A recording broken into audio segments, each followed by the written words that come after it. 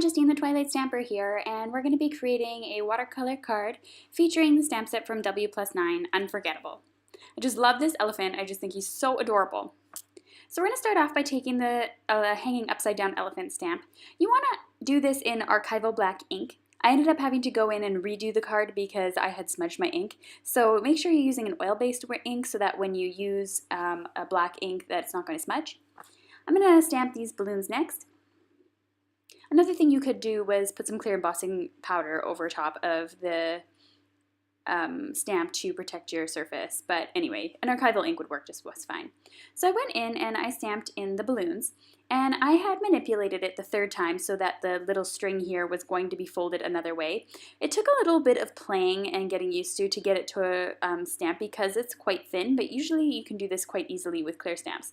I ended up getting it a little bit different so it didn't curve to the left, and I had stamped that then again on my paper. So I have the 3 balloons here.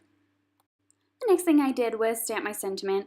Again, if you want to avoid any sort of smudging, you probably want to stamp your sentiment at the end, and that would make no difference as to how the card looks. Now we're going to go in with some pumice stone, and I am going to watercolor this card. I had just grabbed some I wetted my brush, and I went in and I did all the shadow areas to create some texture. And then I went in and took that color out from those areas. So I just went in quickly and then went back in with some more color where I thought the shadows would be. I blotted it off with a piece of paper towel because I wanted it to not dry so intense.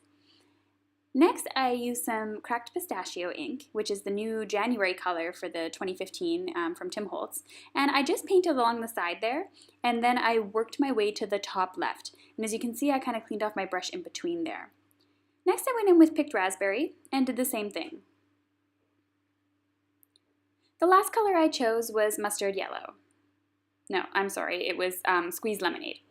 I ended up having to try this a couple of times because my brush ended up getting dirty, and I had to go in with my watercolor brush with some more water each time. Even though this is watercolor, I wanted to make sure that I had darkened areas.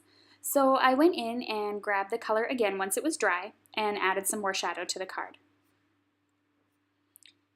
Next, I took some tumbled glass and I had misted that down with some water, and then I picked up my brush and I decided to create a wash over the card to make it look like a sky.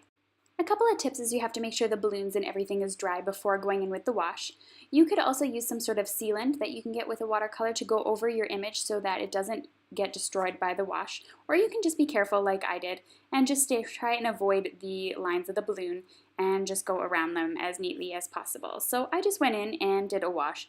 I wasn't quite sure exactly if I was just going to do the behind the balloons like it is right now, or if I was going to do my whole card. It was kind of a part of the decision-making process that I had to make, and I thought it looked a little bit funny ending at the elephant. So I came in and added some more and more blue until I got to the bottom of the card. I just blotted it down with some paper towel to help it dry and also to make it fade out a little bit and not be so intense, the wash color. And then again, I added that to the bottom of the card there, the rest of the distress ink. And I really thought that choice ended up being a good decision instead of just leaving kind of the rest of it out in the open. So you can see I ended up going back in and redoing the card because I smudged my sentiment a little bit there.